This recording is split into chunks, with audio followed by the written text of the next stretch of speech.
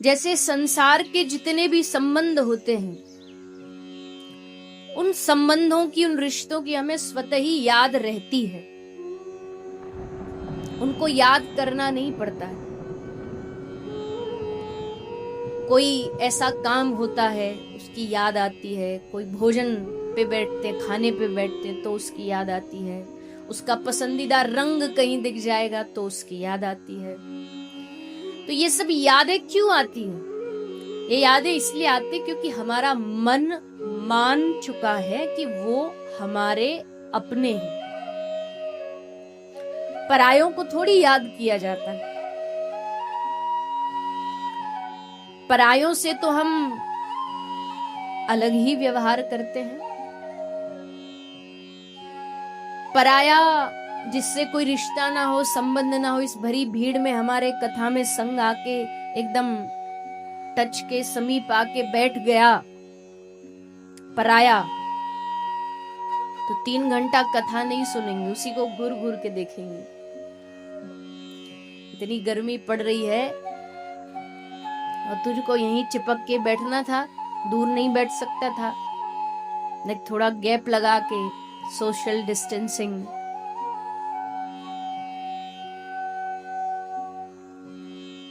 और कोई अपना हो, वो दूर बैठा होगा और आपको उस पे नजर पड़ जाएगी तो उसको कहेंगे, अरे जी इतने दूर क्यों बैठे हो, यहाँ आओ ना, हमारे पास बैठो,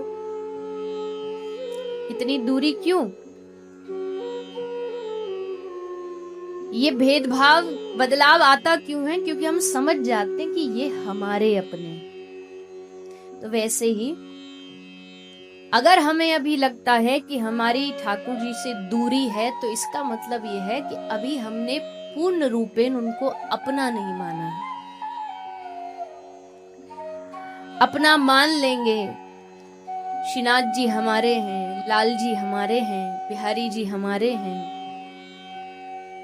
हम उनके हैं, ये भाव मन में जागृत होते ही भगवान का स्मरण, भगवान की याद अपने आप आरंभ हो जाती। अपनों को याद किया नहीं जाता, अपने याद आते हैं।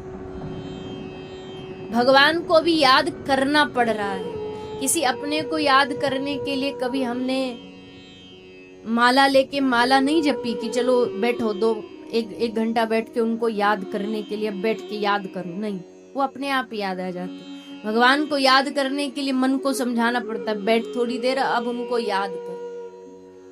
उसमें भी हमारी एक ड्यूटी होती है, एक टाइम टेबल होता है कि इतने से इतने समय भगवान को याद कर लो, उसके बाद फिर फ्री, फिर छुट्टी।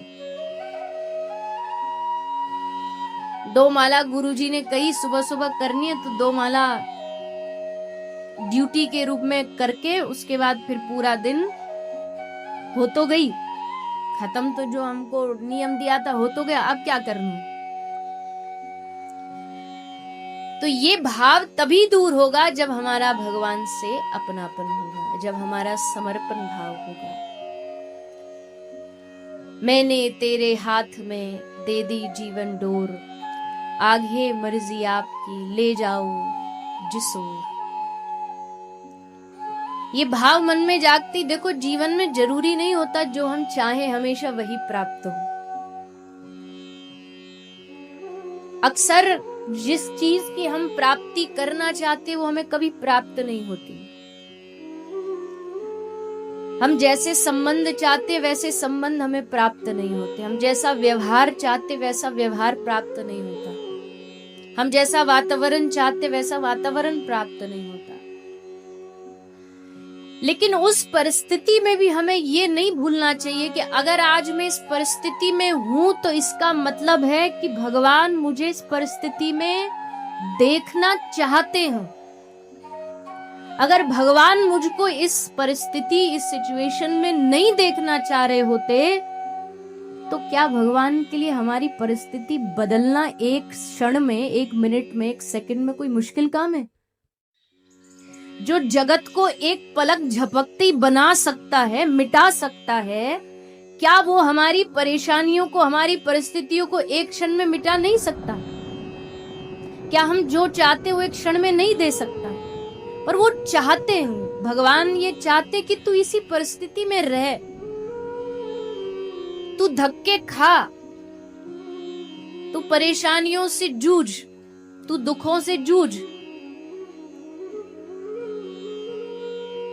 और जब ये बात हमारे हृदय में आती है, ये बात हमारे मन में आती है, तो फिर मन को शांति का अनुभव होता है। मन को लगता है अच्छा भगवान चाह रहे हैं मैं इस परिस्थिति में रहूं तो ठीक, उनकी मर्जी। उनकी मर्जी में अपनी मर्जी मिला लेना ही सबसे बड़ा भजन है। उनकी मर्जी के खिलाफ जाके उनको उलाहना देना और ये सब भगवान के मंदिर में जा करके इधर उधर की चीजें, विपत्तियों को दूर करना, सुख संपत घर आवे कष्ट मिटे तन का, हे भगवान सबरे दुख दर्द हर लो हमारे।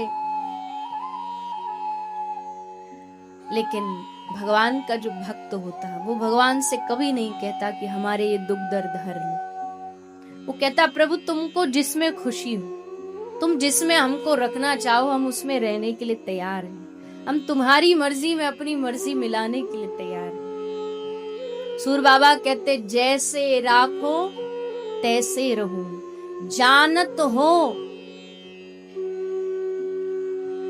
क्या है आगे शब्द, जानत हो सुख दुख सब जन के, जानत हो सुख दुख सब जन के, मुख कर कहा जू कहूं, जैसे राखो तैसे रहो।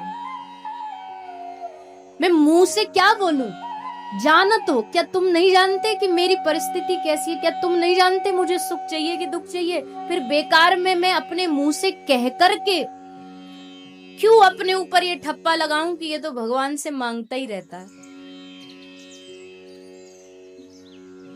बहुत समझने वाली चीज है। जो भक्ति करना चाहता वो इस बात को समझे, जो चाहता भगवान से उसका रिश्ता बने ये समझे, जो चाहता नहीं मेरा काम बनता रहे और बस इतना ही रिश्ता चाहिए, वो तो भगवान से जितना चाहे मांग लो।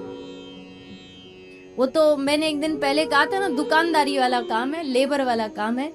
आपके घर प्लम्बर आएगा, प्लम्बर आपका सब ठीक करेगा, बदले में 500 रुपया ले जाएगा, हिसाब किताब बरा। ये वाली भक्ति करनी है तो ठीक है, 2 माला करो, उसके बदले में जो चाहिए ले लो, भगवान दे देंगे। पर अगर रिश्ता बनाना है, संबंध बनाना है, तो 2 माला करके कहो प्रभु ये 2 का जो पुण्य थोड़ा बहुत भी मिलता हो ना, ये भी आपके चरणों में समर्पित, हमको नहीं देना, इस पुण्य पाप के झंझट में हमको नहीं पालना। इसको कहते निष्काम भक्ति। और इसी भक्ति से भगवान बंधन में बंधते हैं। इसी निष्काम भक्ति से भगवान भक्त के वश में होते, भक्त के बंधन में आते। तो हे प्रभु जैसे राखो तैसे रहो, समर्पण भाव। और आप भगवान को समर्पित हो गए हो, ये बात कैसे पता लगेगी? ले ये जो गले की कंठी है, माथे का चंदन है, ये भगवान को समर्पित होने का एक लक्षण है, प्रतीक है। पूरी तरीके से भले अभी नहीं हुए, जैसा मैंने कल कहा, भले ही अभी थोड़ा मन में चलता रहता हो सब कुछ, पर कम से कम ये बाहर से पहन लेने से भगवान को लगेगा हाँ ये बेचारा मेरे पास आने की कोशिश तो कर रहा है, मुझ तक पहुंचने का प्रयास तो कर रहा है, 2 कदम ये बढ़ रहा है, चलो 10 कदम मैं बढ़ा करके इसका हाथ पकड़ के खींच के अपने पास बुला लेता हूँ। भगवान बड़े दयालु हैं, बड़े कृपालु हैं। भक्त कहता प्रभु हम तुम तक नहीं पहुंच पाएंगे। एक कुएं में जो आदमी गिर गया हो, कुएं में एक आदमी गिर गया हो, तो अब वो तो बाहर नहीं निकल सकता क्योंकि उसके पास ना रस्सी ना सीढ़ी है, लेकिन जो ऊपर खड़ा है ना वो रस्सी डाल करके नीचे उतर सकता है। तो वैसे ही भक्त भगवान से बड़े बुद्धिमता से कहता प्रभु मैं तो तुम तक नहीं पहुंच सकता, कहाँ गोलोक, कहाँ अयोध्या, कहाँ साकेत, कहाँ वैकुंठ, मैं वहां तक नहीं पहुंच सकता, पर तुम तो उतर के इस धराधाम पर आ सकते हो। भगवान ने तुरंत स्वीकार कर लिया और कृष्ण बन करके गोकुल में प्रकट हो गए। कुएं में उतरने भगवान का, इसलिए ये तो कहते अवतार हुआ, जन्म नहीं हुआ। जन्म होता है जो कुएं में गिरा है, हम जैसे लोगों का। हम इस संसार में फेंके गए हैं, गिराए गए हैं, जाओ तुमने जो कर्म किया भुगतो अब उसको। हम कुएं में गिरे हैं, भगवान गिरे नहीं, भगवान उतरे हैं अपनी मर्जी से हमें बचाने के।